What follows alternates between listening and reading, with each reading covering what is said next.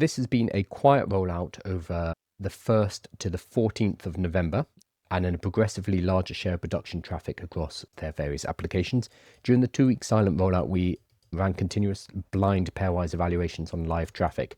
Interestingly, normally when there's a quiet rollout, as we've seen with Gemini 3, the internet notices, especially Twitter. Twitter will start saying, has anyone noticed Nano Banana is suddenly much better? Or has anyone noticed Gemini 2.5 is suddenly a lot smarter? People didn't really say anything about Grok 4.1, which means it was a very silent rollout because people did not notice the difference, especially not to the same level as we were seeing with something like Nano Banana 2. However, the valuation seemed to be good. We need to be concerned about fitting to the model. Facebook, Meta in particular, do this a lot. They'll often release multiple models and then use the one that has the highest score and say, yeah, that's the one we're going with.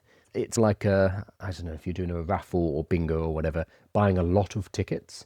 A lottery is a much better example. Buying a lot of tickets in order to increase your chances of getting a high score and then discarding all the others. So you're discarding the losers and keeping the winner. They may be doing that as well.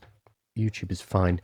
Oh, I just got restricted because it is not recommended content. My God, TikTok, you're fiddly. 1 second, let me put myself back there. Harms, I'm going to do this quickly because somebody said they could only hear in one earbud, so I switched to stereo. Now can you try? Is that both in earbuds now? In which case I have no idea if you're both having different things. Hey CJ, how you doing? But Harms, tell me how that is and if that is better for the audio. And tell me if we've got the fan noise as well, people. I spent hours yesterday setting up audio filters and audio gates and learning how to do this stuff, which I have no idea how to do. ChatGPT told me how to do it. Hopefully getting rid of the fan noise. Because I have a very nice camera, but it runs hot when you are doing 4K 60 frames per second. Anyway, Harms, you tell me if that's working okay, and I will check it in a minute. So, 4.1 came out yesterday. Seems to be okay. There's a lot of people who love anything that Elon Musk releases. I think the big problem, though, is that we're about to get Gemini 3, which makes this timing very unfortunate. They may have released the best model on Earth, but they're about to get removed by Gemini 3. So about half an hour ago, and thankfully this is still showing because Twitter is having massive problems right now. About half an hour ago, we got some benchmarks from Gemini 3. That's in mono. I'm going to push ahead because I need to do this for YouTube because we didn't manage to do a live yesterday. So hopefully it's better. Oh, there we go. About half an hour, we got some Gemini 3 benchmarks. We are expecting Gemini either today or at the end of the week. It's all been speculation. It's all been hyping it up. Interestingly, the people who have been hyping it up are not the normal people. I'll talk about them in a moment. So I think they may actually have something quite special in Gemini 3. Lisan Al-Gaib, who always publishes leaks, publishes cutting-edge news. Not quite sure where they get them from, but they're always pretty consistent and accurate, has published some Gemini 3 Pro benchmarks. And it's looking like it's blowing absolutely everything out of the water. So we've got humanity's last exam. Again, we have to be careful with benchmarks, but this is what we have right now. Gemini 3 Pro, 37.5% compared to GPT-5, 11% increase. We've got video MMU, which is knowledge acquisition from videos, 87.6%. Live Code Bench Pro, so competitive coding, scoring higher than everybody by almost double Claude Sonnet. Just across the board, high scores. I'm not seeing that many academic ones. Most of these are agentic or coding benchmarks, which is great if that's the case.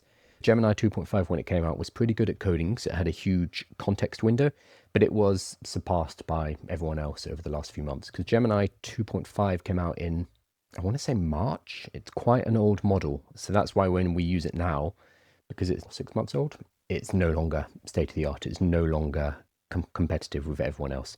So these are the benchmarks that we're getting. We are supposedly getting it this week. It's been hyped up, and people are continuing to hype up. But we've got people like Demis Hassabis, who is the head of DeepMind, owned by Google. He does not generally hype these things up, but he tweeted at 3 a.m. yesterday, London time. It's nearly 3 here. My favorite part of the night shift locked in. So a reference to Gemini 3. Elon Musk has responded. I'm looking forward to trying it out. So it's good to see some friendly competition. Logan Kilpatrick, who runs Google AI Studios, he just tweeted Gemini. That's it, and got 750,000 views. It was a very easy day for Logan. Sundar Pichai, the CEO of Google, a few days ago sparked up the speculation. He put the little emoji on the Polymarket prediction for Gemini 3 being released this week. So across the board, we're getting speculative confirmation from very top Google people. Interestingly, Andrej Karpathy, who was one of the co-founders of OpenAI, does amazing videos on YouTube. He's a researcher. So I heard Gemini 3 answers questions before you ask them, and that it can talk to your cat, because Gemini 3 has been hyped up for the last week or two on Twitter. Everybody's saying, I'm cancelling ChatGPT, I'm going all in on Gemini 3. We have not used it yet. So let's just wait and we'll use it and see how it is. I think they're going to release it at the same time as Nano Banana 2, which will mean they'll get the popular upsurge of people using Nano Banana because it's very good. And it managed to last time propel them to the top of the App Store alongside Gemini 3. This could be a turning point for Google, moving people away from ChatGPT, which is already happening. They're losing market share. We might see that over the next month. Warren Buffett has taken a $4.3 billion stake in Alphabet, the company that holds Google. This is unusual for Buffett. He does not normally dabble in high-tech stocks. He famously said, I don't invest in stuff I don't understand. But the speculation is last week, Warren Buffett saw something. Google showed him a demonstration of Gemini 3, and based on that, Buffett has gone in on Google and sold off a bunch of Apple, which makes sense considering how far they are falling behind in artificial intelligence. Speculative, of course, but potentially he's seen something which has excited him and brought him round to investing in AI. And I've seen people saying about this Warren Buffett investment, oh, OpenAI should be quaking in their boots. I don't think that's the case at all.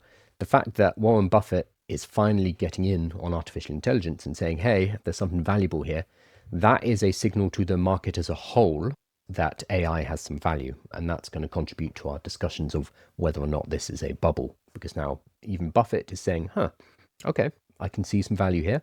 I can see what you're doing here, and I want to be part of this. We do need to remember that he is stepping down as chief executive officer of Berkshire. We do need to take that into account as well. You can see if there's any questions. No. Okay, we've got some audio issues on TikTok.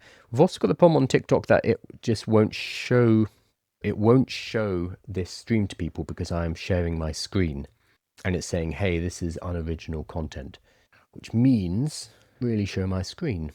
So what do people normally do? I guess they're playing games normally. What I might do with the TikTok stream is just remove the screen share, and then you can come to YouTube if you want to see the screen share. I can't see any other way to do it. Otherwise, they'll just keep slapping it down, which is a pain.